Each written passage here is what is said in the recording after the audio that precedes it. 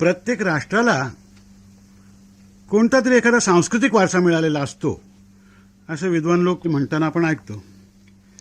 उदाहरणार्थ इंग्लिश लोकांचा cricket, American लोकांचा बेसबॉल, झुलू लोकांचा कदाचित झुलू नाच. हिंदुस्थानचा सांस्कृतिक वारसा कोणता या चर्चेवरती शाई आणि कागदांचे असंख्य कारखानदार जगतील. कोणी कालिदासाकडे बोट दाखवेल, कोणी तेच बोट आणखी मागे ओढून थेट उपनिषदांच्यापर्यंत नेईल. पण आपल्याकडे कालिदास झाला तसं तिथे शेक्सपियर होऊन गेलाय. उपनिषदांच्या जोडीचा एखादा ग्रंथ बाबिलोनियन संस्कृतीच्या अवशेषात टिकून उरून एखाद्या म्युझियममध्ये जाऊन बसलेलाही असेल. हिमालयासारखा आल्प्स आहे, गंगेसारखी ब्लू डन्यूब आहे. पण आपल्या वैशिष्ट्यपूर्ण अस्तित्वाने ज्या एका आमच्या वस्तूंनी अलम दुनियेची बोटं तोंडात घालायला लावलेल्या आहे, ज्यातून होणाऱ्या रसनिष्पत्ती पुढे इंग्लंडमधल्या शेलीपासून ते पुण्यातल्या होतकरू लेलेपर्यंत सगळ्या कवींच्या काव्यातले नवरस शुष्क वाटतात, ती पान ही वस्तू मात्र ज्या आपल्या भारतवर्षात निर्माण झाली तो देश धन्य होय. इथे मला गहिवरून आलेलं आहे. आणि त्या प्राचीन संस्कृतीचं डोक्यात तेल आणि डोळ्यात काजळ घालून रक्षण करणारा पानवाला हा त्याहूनही धन्य होय. वेदातली पहिली प्रार्थना आहे की आपण एकत्र येऊया, एकत्र बसून खाऊया, अशी काहीतरी आहे. ते क्षणभर कल्पना करा. नैमिषारण्यातला मठ आहे, ब्रह्मारण्यातले आणि कुठल्या कुठल्या अरण्यातले ऋषी एकत्र जमलेले आहेत. अठाटो ब्रह्म जिज्ञासा असं म्हणून जिज्ञासू ऋषी तांबूल भक्षण करतायत.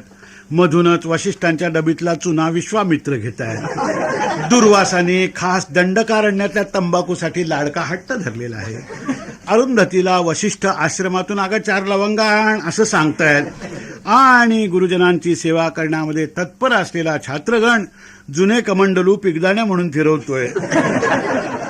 वशिष्ठ म्हणतो की ब्राह्मण ब्रह्म जाणतो, तर विश्वामित्र ब्रह्म जाणणारा ब्राह्मण असा अगदी रसभरीत युक्तिवाद करतायत.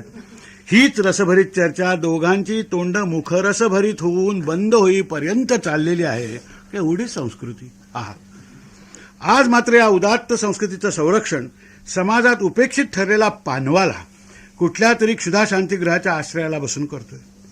मध्यंतरीच्या परदास्याच्या काळामध्ये आरोग्याच्या आणि टापटिपीच्या विलायती कल्पनांनी या संस्कृती संरक्षक पानवाल्याचं सांस्कृतिक महत्त्व जे ढळलं ते ढळलंच. पानवाल्यांच्या 2 जाती आहेत. एक नुसता पानवाला आणि दुसरा पट्टीचा पानवाला. नुसत्या पानवाल्याच्या दुकानात फार वर्णसंकर असतो. मुंबईत त्याला पानाची गादी म्हणतात. तो आमच्या मते खरा पानवालाच नव्हे, कारण त्याचं फक्त पानाशी इमान नसतं.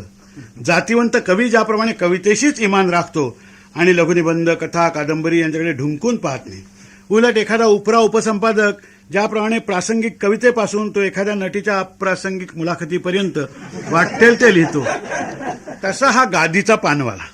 तो कुठल्या तरी भागीरथीबाई, भ्रतार, सखाराम मलुष्टे या आपल्या विधवा मावशीच्या नावाने तंबाखूचं लायसन काढून तंबाखूही विकतो, विड्या ठेवतो, सिगरेटी ठेवतो, तपकीर, मेणबत्त्या, साबणाच्या वड्या, इतकंच नाही तर पोस्टाची कार्ड पाकिटं सुद्धा विकतो. आमच्या पाहण्यात एक असला बेईमानी पानवाला चोरून कविता संग्रहातली पानं विकताना सुद्धा आढळला. हा स्वतः पान करून देत नाही हो. ह्याच्या दुकानात कधी पान खायचा प्रसंग आला तर म्हणजे घरची पेलाबशी घेऊन हॉटेलात चहा प्यायला गेल्यासारखं वाटतं. जुन्या संस्कृत दुर्मिळ ग्रंथांचा घाऊक पण उद्धट विक्रेता आणि दशग्रंथ पचवून नम्र आणि सोज्वल झालेला व्युत्पन्न यांच्यात जितका फरक असतो तितकाच हा गादीचा पानवाला आणि आमचा पट्टीचा पानवाला यांच्यात फरक आहे. एकामध्ये मोटार गाडीची केवळ उपयुक्तता आहे, तर दुसऱ्यामध्ये म्हणजे 2 घोड्याच्या बग्गीचा सरंजामी डौल आहे. गादीच्या पानवाल्याच्या दुकानात नुसता माल भरून ठेवलेला दिसतो. त्या दुकानाला पान खाणे ह्या आचारधर्म पालनाला लागणारं मुळे वातावरणच नसतं. तेच आमच्या पट्टीच्या पानवाल्याचं दुकान पहा. मला तर देवळाच्या गाभाऱ्यात उभं राहिल्यानंतर मनाला जी एक प्रकारची प्रसन्नता, दिव्यता, भव्यता वगैरे वगैरे काय काय वाटतं, तसं या पानाच्या दुकानापुढे उभं राहिल्यावर वाटू लागतं.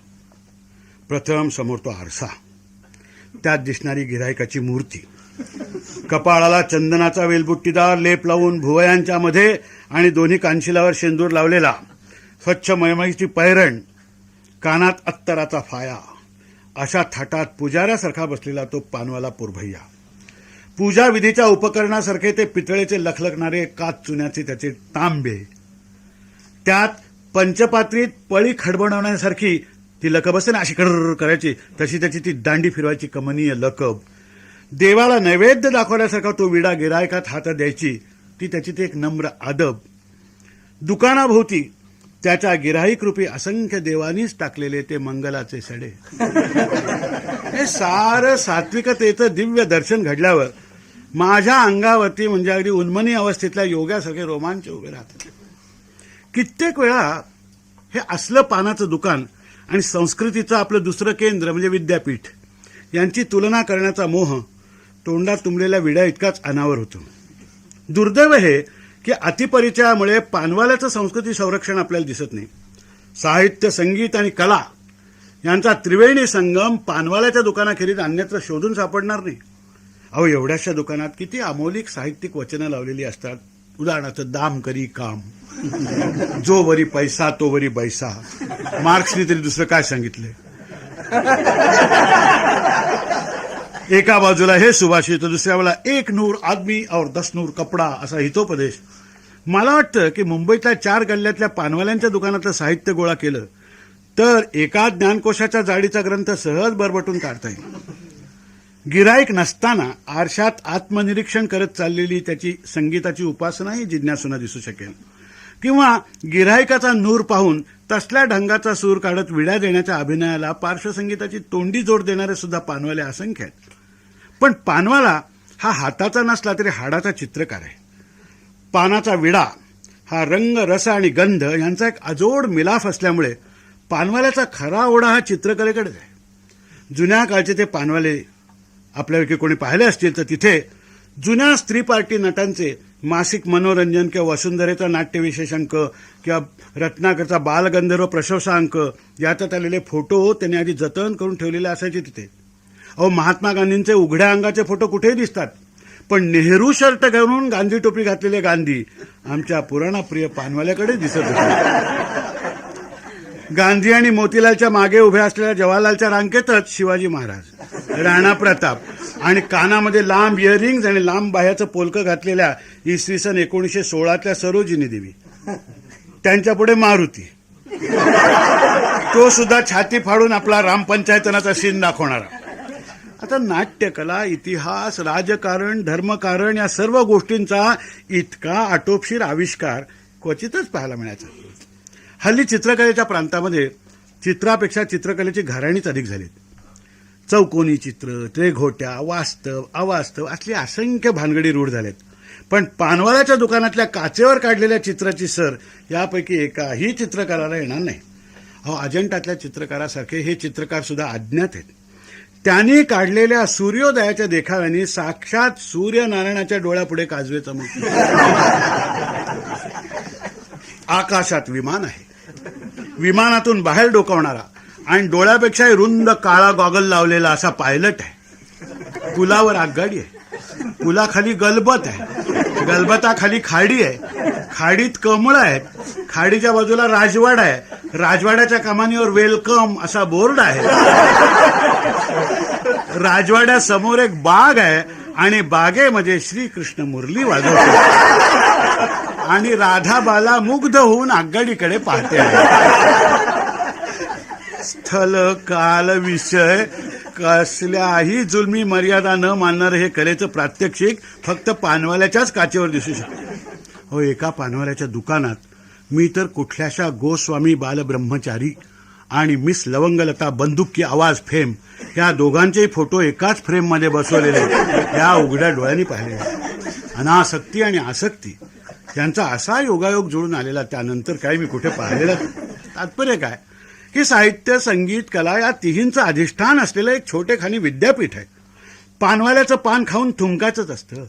विद्यापीठातून मिळालेल्या विद्वत्तेचा तरी व्यवहारात निरुपयोगी म्हणून थुंकून टाकून देण्यापलीकडे आपण काय उपयोग करतो? सर, तोंड रंगलं म्हणजे झालं. अशा बुद्धींनी पान खाणारे लोक काय कमी आहेत? तीच गट डिग्री असली म्हणजे झालं, आज ज्ञान असो वा नसो असं म्हणणाऱ्याच बहुसंख्य पदवीधरांची असते. पानवाल्याप्रमाणे त्यांच्या गिरायकांचे अनेक प्रकार आहेत. डॉक्टराच्या डिस्पेन्सरीप्रमाणे पानवाल्याच्या दुकानातल्या अनेक बाटल्या पाहून नवखा मनुष्य जरा गडबडतो. पानवाल्याने कैसा पान म्हणावं महाराज असा राष्ट्रभाषेत सवाल टाकल्याबरोबर मसाला आणि चुना कमी म्हणणारे गिराईक आलं की पानवाल्याचा अर्धा हुरूप गेलाच. चुना कमी लावून मसाला पान खाणारा पुरुष हा भोपळे बांधून पोहणाऱ्या इतकाच बावळट समजा. कारण मसाला पानाच्या पट्ट्या या पुरुषांनी खायच्या नसतात, त्या पारदर्शक कागदात बांधून घ्यायच्या असतात. पानात खोबरं जास्त टाक म्हणून सांगणाऱ्या गिरायकाकडे खरा पानवाला केवळ भूतदयेनी केविलवाणी दृष्टी. गिराईक म्हणजे काय पाहिजे? पान मांडवा आहे का बंगला आहे, कलकत्ता मिठा आहे का तिखा आहे, रामटेक आहे का लबाड आहे? लबाडी पानाची जात आहे, गिरायकाची किंवा पानवाल्याची नव्हे. हा, देशी आहे का साधा पुन्हा आहे, त्याला पटकन ओळखता आलं पाहिजे. आता चौपाटीवरती 5 आणि 10 रुपयाची पट्टी मिळते, हा बाजारी पानवाल्यांच्या धंद्याचा भाग झाला. खरा पानवाला आणि खानदानी गवई यांचीच तुलना होऊ शकेल. बाजारी संगीत दिग्दर्शकाला 1760 वाद्यांचं कडबोळं करून जगावं लागतं, पण अस्सल गवई तंबोऱ्याच्या 4 तारा आणि 1 मृदंग यांच्या साथीत संगीताचा स्वर्ग उभा करतो.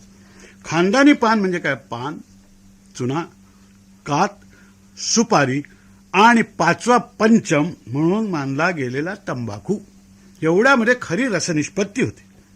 अस्सल पानवाल्याचं गिरायक म्हणजे काय? साधं सिंगल पान चुना जास्त लावून भरपूर तंबाखू घेऊन, भैया जरा चुना दो ना असं म्हणून जिभेवर गंध लावल्यासारखं चुना लावून पहिली पिचकारी त्याच्याच दुकानापुढे टाकून ते. आणि गिरायकाच्या दृष्टीने सुद्धा गिरायकाच्या सदऱ्यावरचे आणि धोत्रावरचे पूर्वी मारलेल्या पिचकाऱ्यांचे डाग पाहून बरोबर तुकडा सुपारी, जादा चुना आणि भक्कम तंबाखू, थोडीशी मोहिनी टाकून अशी पट्टी न मागता जमवून देऊन चुन्याची दांडी पुढे करतो तो खरा पानवाला. शूर मर्दाचा पोवाडा शूर मर्दाने ऐकावा म्हणतात ना, तद्वत पट्टीच्या पान खाणाऱ्याचा विडा पट्टीच्या पानवाल्यानेच जमवला पाहिजे. या बाबतीमध्ये पानवाल्यांची स्मरणशक्ती जबर असते.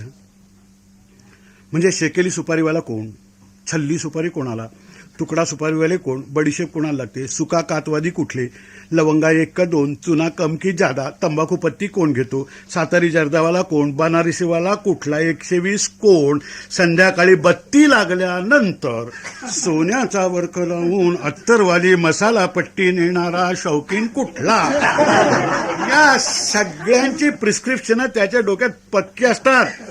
आणि न मागता हवं असलेलं पान मिळणं ही तर सराईक गिरायकाची अशी अस्मिता असते. किंबहुना एकदा माझ्या नेहमीच्या पानवालीने मला, साहेब पान साधा बनावू या मसाला, असा अपमानकारक प्रश्न विचारून माझा आधी अहंकार दुखावला होता. अहो, ज्याच्या दुकानाशिवाय माझं पान हल्लं नाही त्या भरोशाच्या पानवाल्याला तूच का तो ब्रूटस असं विचारावं असं मला वाटलं. पण दोष माझा नव्हता. काय झालं होतं, माझ्या बाजूलाच कोणी एक नवशिका हौशी नवरा आपल्या पत्नीला घेऊन पान द्यायला आला होता आणि त्या बिचारीची बाजू जरा चुकली होती आणि त्यामुळे पानवाल्याचा अंदाज चुकला होता. माझा संतप्त चेहरा पाहिल्यानंतर, अरे अरे गलती झाली साहेब, अरे आम्हाला वाटलं की बाई आपल्या बरोबर आहे असं म्हणून माफी मागत निमिषार्धात माझं पान जमून चुन्याची दांडी त्यांनी धरली. तो पत्नीवाला पती रागाने बायकोला घेऊन निघून गेला होता. पण पानवाल्याला त्याचं दुःख नव्हतं, कारण पानवाल्याला पान खाऊन गिळून टाकणारं गिरायक मुळे खपतच नाही. आमच्यासारखे चीज घोळवून गाणाऱ्या गवळ्याप्रमाणे पान घोळवून थुंकणारे असे थुंक संप्रदायी तंबाखूवाले गिरायकच अथुंक संप्रदायी मसाला पान खाऊन गिळणाऱ्या गिरायकापेक्षा तो अधिक मानतो. पान खाण्याला मर्यादा आहे, थुंकण्याला नाही. पानवाल्याच्या काही काही आवडी मात्र अगदी अजब. सगळ्या पानवाल्यांच्या कात्रीची टोकं ती मोडकी का असतात, हे कोड सगळे कलईवाले जाकीट का घालतात, या कोड्या इतकं मला अगदी अगम. पानवाले डोक्याला इतकं तेल का लावतात याचं उत्तर कदाचित मुंबईचा बाल्याच देऊ शकेल. पानवाला दिवसा घरी केव्हा जातो हे कधी कळत नाही.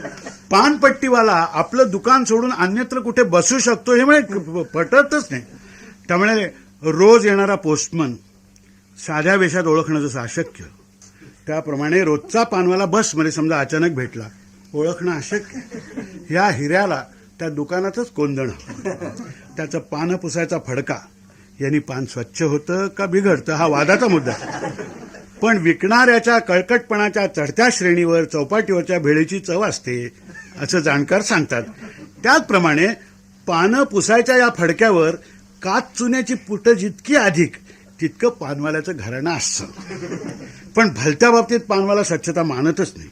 त्याचे तुम्ही काच चुन्याचे लखलखीत तांबे पहा, वेलदोडे लवंगा घालायच्या पितळी वाट्यांची चकाकी पहा, आणि दिलखुश मसाला टेस्टदार पट्टीला लावायची अत्तराची कट ग्लासची ती लखलखणारी बाटली पहा. काय बिचाऱ्या पानवाल्याला अस्वच्छ म्हणायची. हल्ली स्वच्छतेच्या धुवट कल्पनांनी एकेकाळचा राजेशाही धंदा बसू पाहतो. इथे थुंकू नये तिथे थुंकू नये असल्या पाहिल्या पाट्यानं की पान खाणाऱ्यांच्या तोंडाची नुसती आग होते.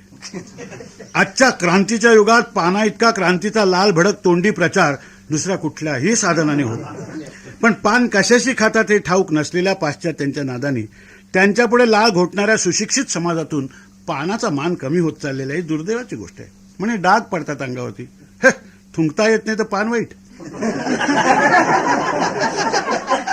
आम्ही तंबाखू खात नाही हे म्हणण्यात धन्यता मानणारे हे परीटघडीचे तरुण पाहिले की विडा घ्यावो नारायणापासून ते स्वतःच्या पतीला गोविंद विडा, त्रयोदश गुणी विडा वगैरे देणाऱ्या सुगृहिणींनी पानापानातून जतन केलेल्या या सांस्कृतिक वारशाचं पुढे काय होणार या चिंतेने तोंडचं पान रंगण्याचं होतं. या संस्कृतीचं जतन करणारा हा कोपऱ्यावरचा पानवालाही जायची वेळ येते की काय अशी भीती वाटायला लागलेली आहे. आणि एवढ्याचसाठी या पंचमयुक्त पानाची आणि त्या पानवाल्याची पुन्हा एकदा आठवण करून द्यावीशी वाटते. अहो, आमचा पानवाला आम्हाला पान देता देता दोहा ऐकवायचा. कृष्ण चले वैकुंठ को राधा पकड़त बाय, कहे यहाँ तमाखू खाय लो वहां तमाखू नाय. कृष्ण चालले वैकुंठाला, राधा विनवी पकडूनी बाई, इथे तमाखू खाऊनी घेरे, तिथे कन्हैया तमाखू नाही.